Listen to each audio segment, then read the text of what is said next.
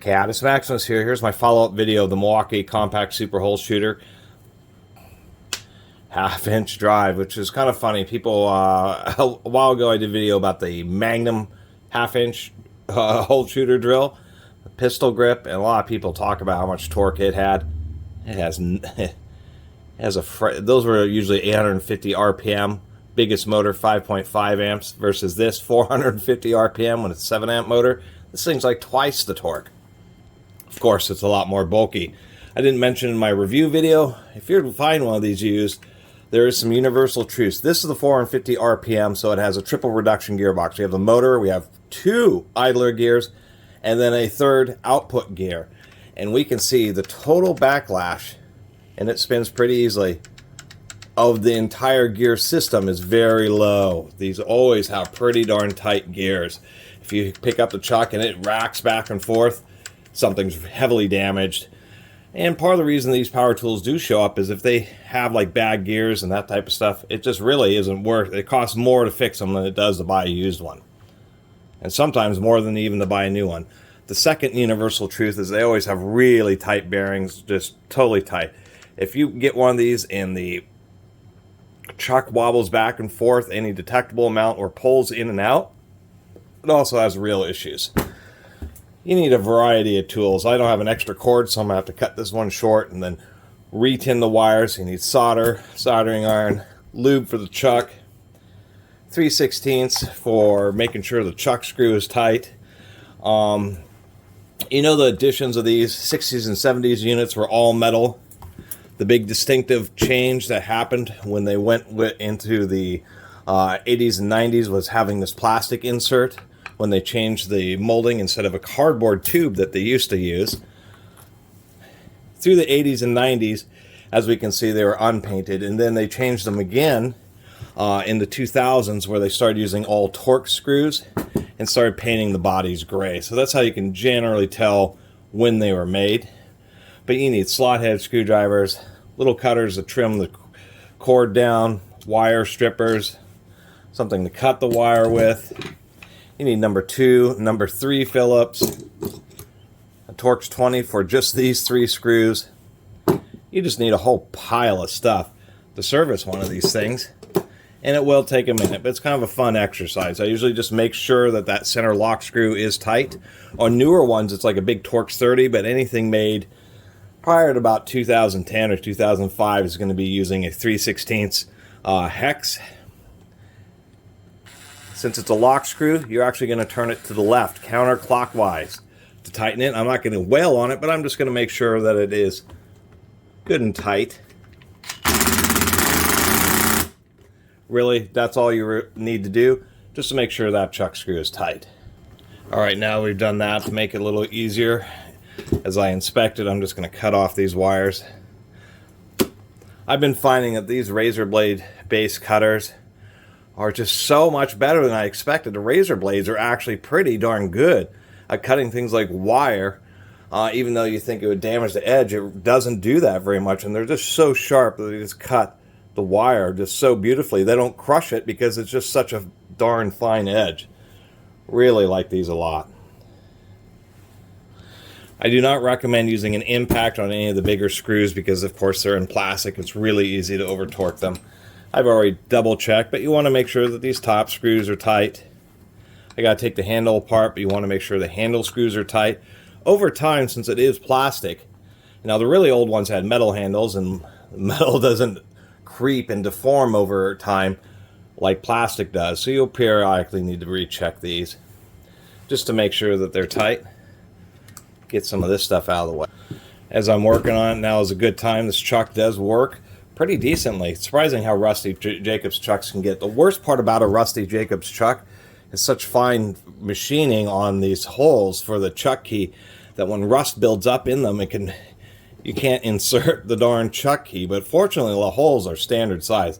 These are 1/4 inch holes, and then this is like a 248 thousandths pin on the chuck keys. Loosen that up, and we're just going to liberally hose this thing down. We're going to hose it down right around the ring too. That way you can seep in. Now these Jacobs industrial chucks, part of the reason they work so well is Jacobs had really, really, really high manufacturing tolerances, especially on their industrial chucks. It's one of the reasons Jacobs managed to survive for all those years before. I think they're owned by Apex Group now. But they just proved themselves, and that was really just manufacturing quality. The knockoffs just didn't quite hold up as well as the Jacobs. So you just apply a liberal amount of grease in there, and it does wonders for them. Continuing on, we'll go ahead and do a commutator inspection here. We use our number 2 Phillips, get these 2 little screws out of the back. You got to be careful with these. These you don't torque too tight because they are just a tiny little screw into aluminum, so it's pretty easy to strip them out. Pull out those 2 little screws and you get this little vent out of there, and you actually have a nice little window. Let's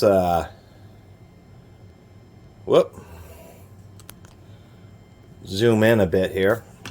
Maybe we can zoom in a little bit more.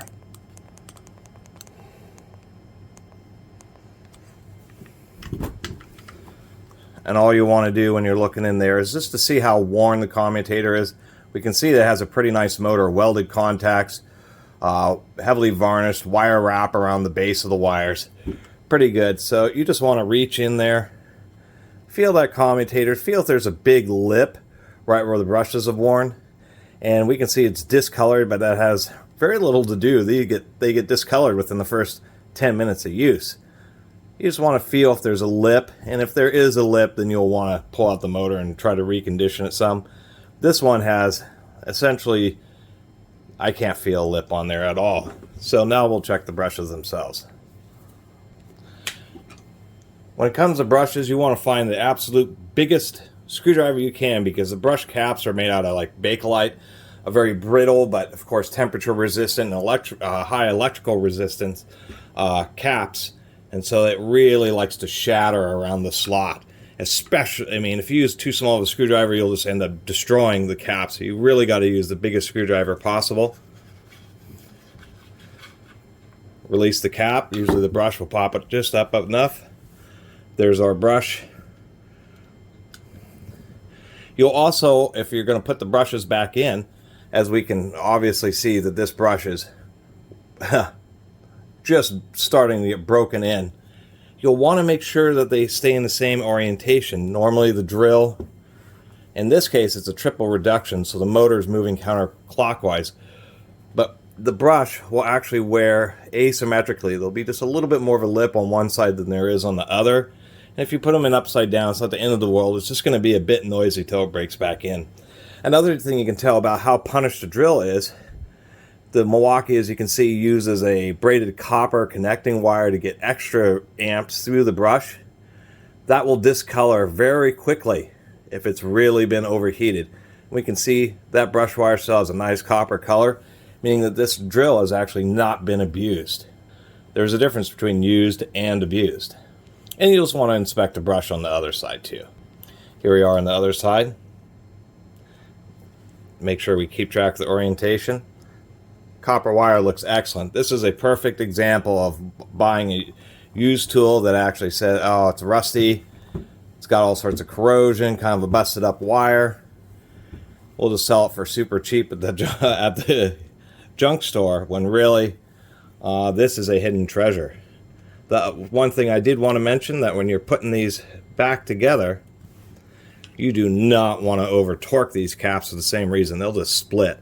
So you just screw it down and just give it a nice cinch. I mean, I'm just using a few fingers here to give that the torque.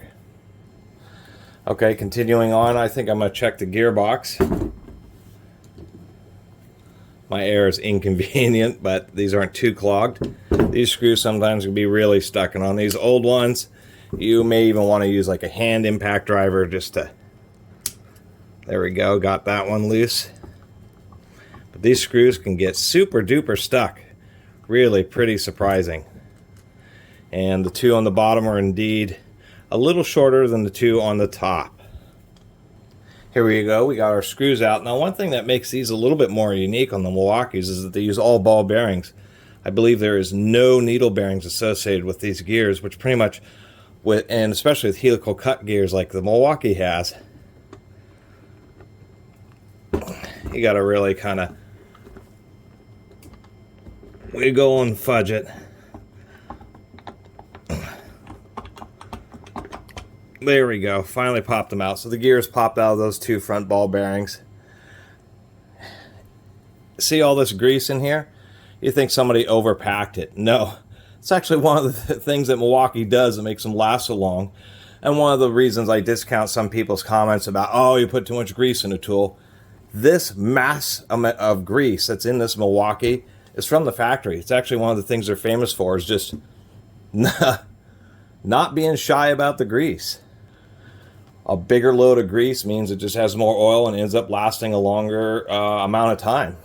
And for the little bit of extra expense and more complaints about oil seeping everywhere, which certainly is the case with Milwaukee tools, it's certainly better than just these little dabs that manufacturers are putting in. So part of what makes this so heavy duty, as we can see, is just a pretty nice large motor spindle, all helical cut gears.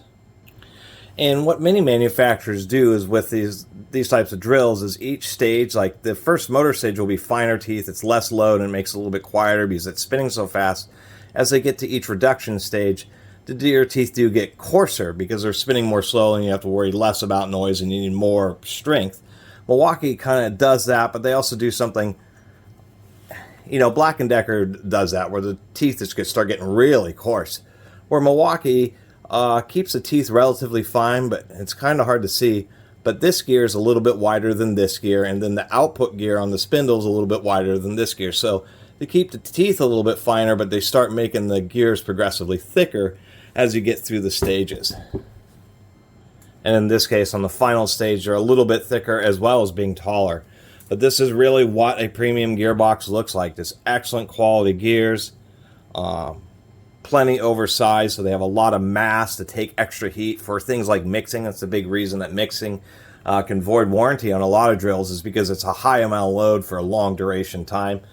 And it isn't just a motor overheating, because you can usually get enough air through the motor to keep it from overheating. It's so that the darn gears themselves start overheating and lose their temper and just strip out. So yeah, the answer to that is having larger gears with more mass to deal with heavy-duty continuous loads. And this is what a premium gearbox looks like. These Milwaukee gears are, and you heard them, are just excellent. And then they have a solid alignment pin so that when you put the front case back on, it keeps it clocked so that the gears aren't getting bent one way or the other. That's the second reason that gears in good quality drills in general last much longer, is when they have an alignment pin. That way you can service them, or when they get, you know, well used, that the case isn't shifting back and forth, causing the gears to rock. And that can just, it's amazing. You can have precisely aligned gears last for a very long time, or they can blow out. And I mean, there could be a 10-to-1 difference in lifespan of gears if they're kept straight, because if they are allowed to rock and allows wear to concentrate, all the forces concentrate in one part of the gear and then shift around to another part, causing massively accelerated wear. So alignment pegs are actually a really big deal. They keep the gears in the exact same alignment for their entire life, and they can last a very long time. All right, I'm going to get this back together and we'll do the electrical side, or the replacement cord. The reason it's a big deal that the diaphragm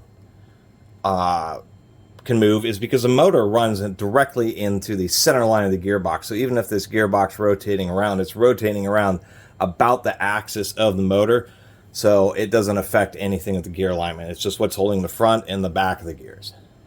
The front case and the diaphragm is what really needs to be well aligned. And on a final gearbox note, you don't want to just totally torque down the bottom and then just the top, because that can cause it to want to get cockeyed. You want to get it seated down as well as you can by hand. Usually it'll slip all the way down. Depending on how cold or hot it is, it can be easier or tougher. Some models are, you know, just variations of machining can make it tougher. You don't necessarily need to do a star pattern, but you do want to slowly cinch down on one side, cinch down on these until you progressively get them all fully torqued. And as far as fully torqued is concerned, it's about as much force as you can get with a number 2 Phillips, you'll want to use a screwdriver that has, you may even use an impact to drive these in, but you'll still want to check them by hand because it's hard to tell the true torque with an impact. But you want to get these in there. You really need to get on top of the screwdriver with your hand to be able to get enough pressure on there. These would be candidates for replacing with socket head cap screws if you can find ones that will fit in these little counter bores. I don't know what the torque spec, actually Milwaukee's service manual may have it for this drill. It's basically as tight as you can get them standing on the Phillips head screwdriver, wrenching down with your hand, whatever that is. Okay. Teardown and service videos take a long time. That's why I do them separately from the review videos. Are these T20s? These may be T25s. They are T20s. I had a T15 in my hand.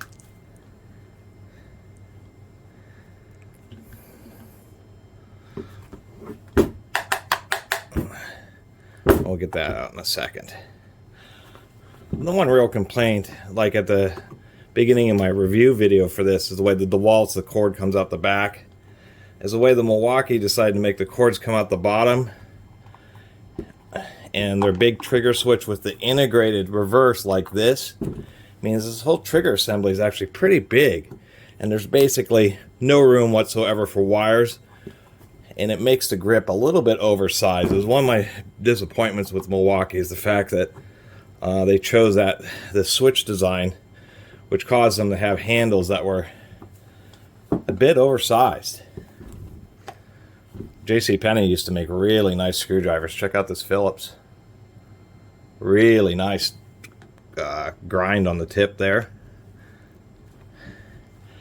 You get away with a number 2 Phillips, but you'll usually strip out the screws. The nice thing is if you strip out a number 3 Phillips with a number 2 driver, you can usually get an actual number 3 Phillips driver and still be able to remove the screw. Does need to be pretty long so you can get all the way down past the handle and be square on the fastener. And generally speaking, I like to lay out my screws like so they go back in the original holes they came out of. Obviously not net critical on a power tool, but it's good practice. Oh, that screwed us. There we go. And you can see there's just absolutely no space in there. Almost forgot, for the spring clips, you got to have a very sharp, automotive O-ring pick to be able to release the wires. Anyway, the hassle. 10 amp switch on the 7 amp tool, half horsepower rated switch, which is a little bit underrated because this motor will easily put out a horsepower or more under full load. But still not too bad. Not as over specified maybe as a skill saw.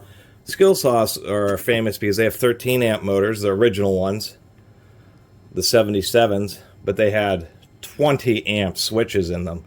They were overrated by 50%. And that was actually something that older tools used to, is they were really worried about the switches failing, so they used to over specify them heavily. At least on this Milwaukee, it's not a integrated molding. We can see that the strain relief worked fine. I think manufacturers could work on strain release because this is a strain relief, but it's so rigid that of course the cord just fatigued at the end of the strain relief. What was the point of the darn thing? Pull up these wires. This is original because we can see the zip ties that are on there. Try to bundle up all the wires. If you don't have these zip ties, then you know that it is definitely not original. We do need to do the whole ground wire, which is going to be an exciting process. Since it's screwed to the body, it's under the other half of the switch housing, so we have to cut both of these zip ties.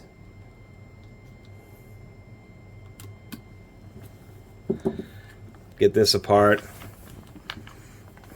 Get the bottom half of this handle off. It's an effort. And once again, it's why a lot of people don't rebuild tools, is when they take them into a tool shop and the tool shop wants, $65 an hour, labor, cord. You're in there just for a replacement power cord. Sometimes they give you a special deal when it's just a replacement power cord, but when you start looking at spending $50, $100 or more, you just say the heck with it. I'm just going to get another tool, which is a legitimate reason why power tools do end up selling used for so cheap, because they got to have money put into them, and that most times, like this, money and time is money, and it becomes a diminishing returns. We got a little 1/4 inch ground screw. It's a slotted 1/4 inch hex, so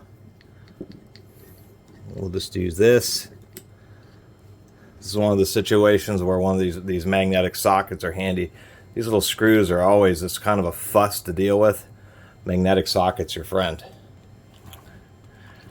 Since my crimpers and stuff are buried, I'm going to end up reusing this wire here. I'll end up cutting it and then stripping it and soldering it to the end of my other ground wire.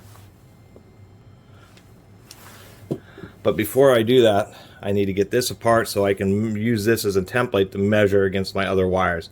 Fortunately, both the power input wires are going in. Since this is actually an AC system, it doesn't matter if you keep track of white and black, what side it's on. But generally speaking, I keep them in the same spot. So the port side I'm going to keep as white, and the starboard side I'm going to keep as black. Get your little pick in there. This is always the funnest part, is getting this alongside the little wire.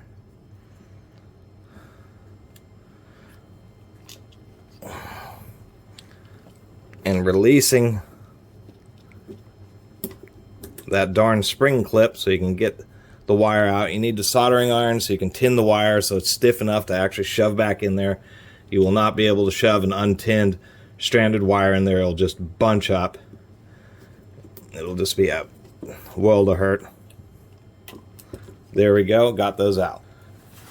I do like to start with a fresh end since there's going to be some fatigue, since I just cut that right where it was. I'll knock this down a little bit. Once again, the razor blade cutters are just stunning. They cut so well. We're going to cut that down. And what you want to do is just use this as a template. So you're going to strip this one down till you end up with 2 wires exactly this long. And I'm going to do the ground wire to about here, since I'm going to have to solder so I can reuse that ring terminal. Another quick word of advice, since it's one of the things that just burns me. For some reason, I get really upset because when I totally rewire everything, get it all put back together, and realize I forgot to put on the darn strain relief, and you have to take it all apart again. So I recommend immediately putting the strain relief back on, making sure it's on the correct direction, sliding it down the cord so it's already there. So when you get it all assembled, you don't have to worry about forgetting it. I realized that I could save myself some time here just by and not have to strip so much of the cord by cutting the ground wire down a little bit more. You'll need a little bit of crossover because you got to solder both these pieces of wire together. Put a little piece of shrink tube on that too. So we're just going to strip these and then tin them and get this all back together here. What size looks like a good enough size? Probably this one over here.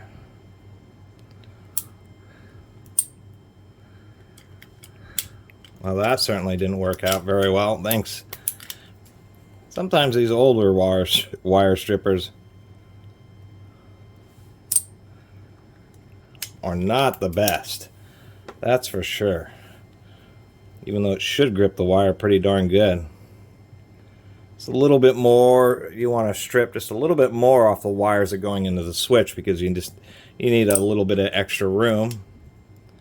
And sometimes it can be harder to tin these old wires. We'll see how that goes for me.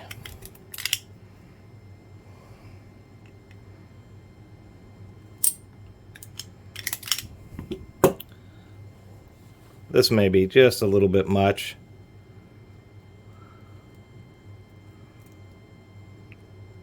So we'll trim that down. Alright, I forgot to mention that over time, just humidity will get in to the copper wire itself. It doesn't actually like rust it, but it just causes a very light black colored layer of oxide, and it can make it, solder will not stick to the oxide at all, period. It's amazing. And so you have to take a piece of sandpaper and sometimes sand the wire a little bit, which is what I had to do here. A while ago I did review these Doyle assembly pliers, which I've been noticing the rivet could be a little tighter on, but nonetheless, basically wide jaw, long reach needle nose pliers is exactly what you want to use. You want to have a good amount of grip when you're holding on to these wires. Actually, I should put on the white one first. Get a nice grip in there, because we really got to push them into this switch very firmly. And not with my left hand, apparently.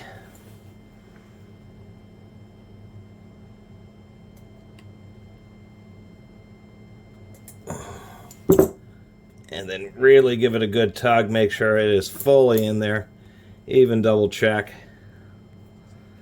And just give it a real nice push. While you're in here, might as well give all the other wires a nice push.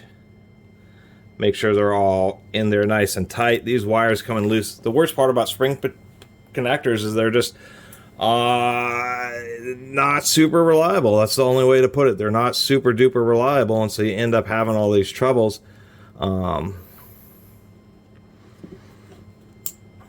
With wires burning out, and they end up burning out right there at that contact.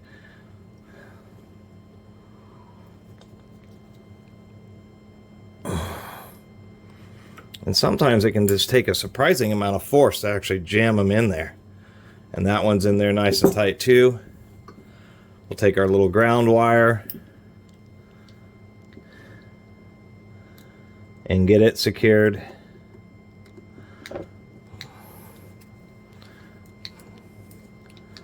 I think this ground wire kind of went over the top. I'm not entirely sure. I don't remember. But it does take a fair amount of effort and a bit of time to fix up power tools, so I guess it does make sense to me that they go for so cheap, because it's just a complete pain. Let me get this back together. And one final note here, you want to put the handles, get everything together, get the two handle halves together and cinch them down so they're tight before you tighten down these screws. So you just want to have these screws kind of loose while you get everything assembled. Otherwise, if you tighten these down, there'll be this big gap at the top of the handle, and it's kind of not so great. Mainly because the skin of your hand gets into that little gap and you get pinched, and it really sucks. So you want to make sure the handle halves are closed together with their little screws before you cinch down all the screws into the body. And it's easier said than done. This is part of the frustration of this particular wiring on this particular Milwaukee drill, is it's like the biggest short sight. There are these little undercuts that you have to get this thing into. The wires just have, I mean, there's an exacting amount of space for the gauge and number of wires that are in here. Super annoying. Super annoying, Milwaukee. And you just got to kind of battle with it. There we go. Actually got the two halves together. Anyway, and if you're unlucky like me, that corrosion on the wires was too much. Now the damn thing doesn't work, and this is where it gets frustrating. So I got to go and find another cord because there's just too much internal corrosion. I never understood that, how the moisture actually soaks through the wire, but it does. The whole experience, taking it all apart, turns out it was this black wire that I noticed was loose before was getting me. It actually does, the power cord does work. So annoying, those spring-loaded connectors. And finally we are done. Annoyingly long, but that's just the kind of effort it takes to actually kind of fix up a power tool. And now it's working with the cord. It wasn't just the corrosion, because it still, that didn't make sense. I've done this a bunch of times before. One of the darn pinch spring clip wires in the reverse portion was in there, or seemed to be in all the way, and it would work when I pull the handle off, but when I put the handle on and squeeze it, it would take the wire, bend it, and push it over when it's actually, the handle halves or torqued down, just enough to cause it to disconnect. So I actually used that pick, unplugged and reseated all 4 wires that went into the reverse, and now, finally, it's good to go. So that's kind of effort it takes sometimes to restore a drill. Fortunately, now that I've done this, this thing will basically last for years and years. I may have to replace some brushes or a power cord if I really do. Those brushes have more than 100 hours of life on them. But this is kind of worth the effort, because now, you know, I could clean up the outside. That would be a big deal. But other than that, ended up being like well over an hour of work.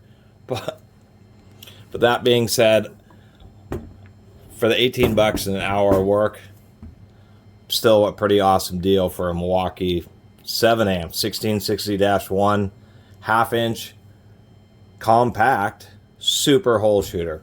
Really a pretty awesome drill, and I'm pretty stoked to add one of these to my collection, because this is just a nice drill to grab really when you want to just do some heavy duty drilling or mixing and have something a lot more robust than a pistol grip drill, which has smaller gears and going to be beaten up more, especially on larger size holes and continuous operation duties. Anyway, I really appreciate everybody watching this teardown and service video. Probably way more involved than anybody expected, even me, for how long it is. But at least it's one-stop shopping. You'll be able to go through the whole tool watching this video. I didn't pull out the motor, but that's something you rarely do, only when you really have either excessive heat building up in the back, indicating the back bearings going out, or you hear noise. But besides that, that's essentially what a full service is. Lubing this chuck here, just super smooth. Surprising how corroded and rusted the chuck was. Now, one thing I will say to finish this up about corrosion, now I could put a little bit more lube. You can still hear just a little bit of a chirp. Is that hardened high alloy steels, when they rust, it is not the deep cancerous that you might see like on cars. It seems that when it's solid cross sections of hardened alloy steel, that the rust, just unless it's really like salt or electronically accelerated, it really is just surface. Anyway, really appreciate everybody watching and subscribing, and if you haven't subscribed, please do. Till next time, Catus Maximus out.